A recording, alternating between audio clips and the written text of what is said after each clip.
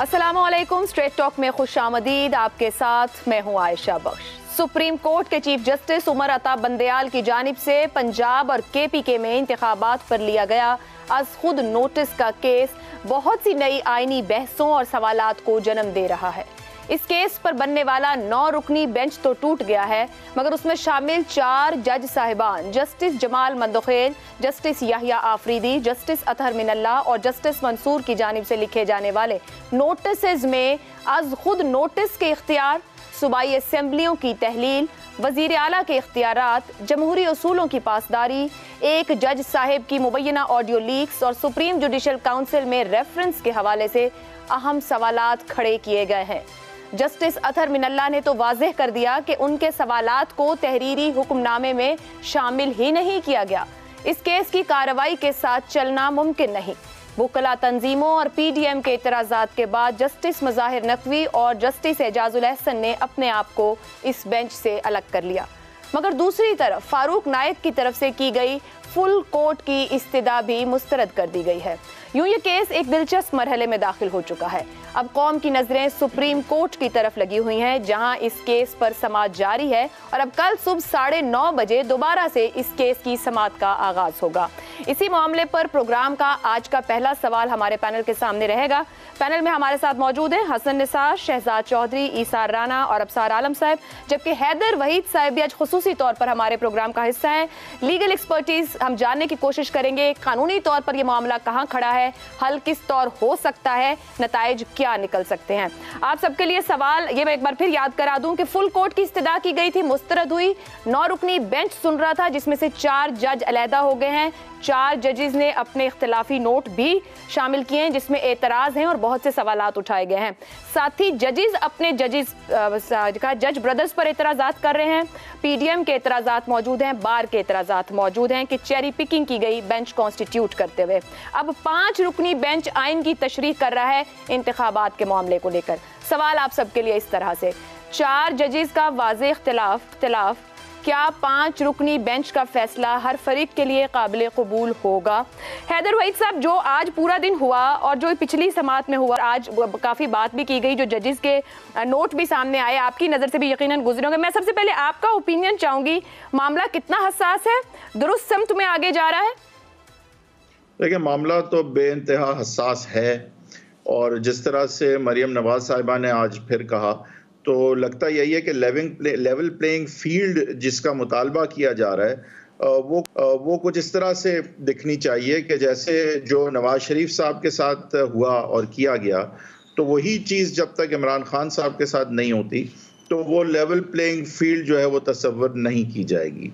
तो लिहाजा जाहिर है कि इतनी अब मुतनाज़ा सिचुएशन है कि हालांकि ज़्यादा फोकस मरियम साहिबा का उन अदालती कार्रवाइयों के हवाले से है जहां खान साहब के ख़िलाफ़ केसेस आगे नहीं बढ़ रहे, यानी तोशा खाना, यानी टेरियन वाइट का केस, यानी फॉरेन फंडिंग का केस।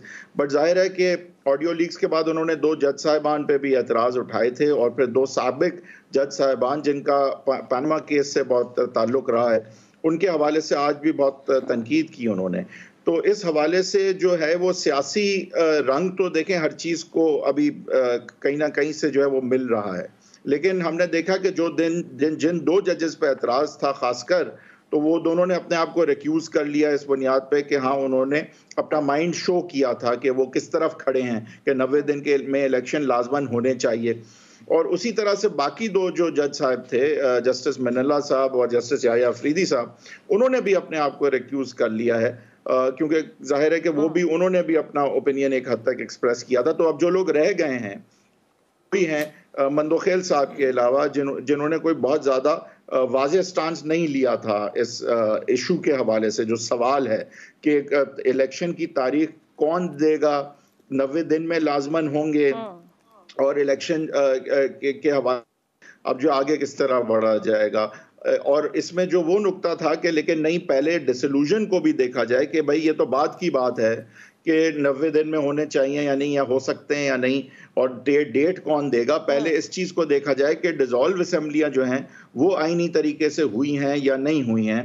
तो ये सवाल जो अतहर मिनल्ला साहब ने उठाया था, तो उसको लेकिन चीफ जस्टिस साहब ने कहा कि ये अभी देखने का नहीं है, बहुत अर्जेंट मैटर है, तो लिहाजा लग नहीं रहा कि उसको, क्योंकि सवाल नहीं फ्रेम किया गया है सुओ मोटो में, जहां चीफ जस्टिस सुओ मोटो लेते हैं, फ्रेम करते हैं सवाल, सिम्त तय करते हैं एक सुओ मोटो एक्शन की, और फिर बेंच को तश्कील देते हैं कि वो उन सवालात की हद तक जो है फैसले करे। और इस पे एक अलग कंट्रोवर्सी चलती है कि ये इख्तियार और सवाबदीद सिर्फ चीफ जस्टिस की नहीं होनी चाहिए, टॉप 5 जजेस की हो, वगैरह वगैरह। लेकिन आज आपका अगर ये सवाल जो है कि काबिल कबूल होने की बात है, तो देखें ये हर चीज़ बहुत ज़्यादा मुतनाज़ा और सियासत का रंग इख्तियार कर चुकी है। लेकिन अगर ये रिक्यूजल्स ना होते तो डेफिनेटली सियासत की नज़र हो जाना फैसले का चांस बहुत ज़्यादा था। तो मेरे ख्याल से ये तो मुतनाज़ा तरीके से हुआ, ऐसे शोर हंगामे के बाद हुआ जिससे कोई ज़्यादा क्रेडिट हमारे सिस्टम को नहीं हासिल हुआ। लेकिन बहरहाल रिक्यूजल्स के बाद अब ज़रा थोड़ा सा मामला पहले से ठंडा ज़रूर हुआ है, और मेरे ख्याल से कल कोई ना कोई फैसला मुझे नजर आ रहा है कि इसमें प्रॉबेबली हो जाएगा।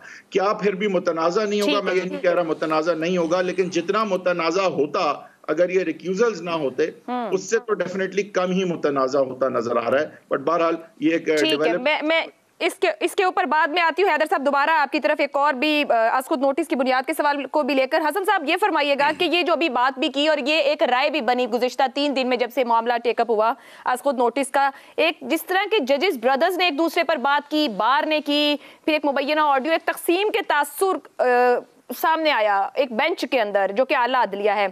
अब जो अगर फैसला आएगा क्या वो स्मूथली चीजों को आगे लेके जाएगा, एक्सेप्ट करते हुए हम आगे बढ़ेंगे, या आप कहते हैं कि मुश्किल ही रहेगा मामला?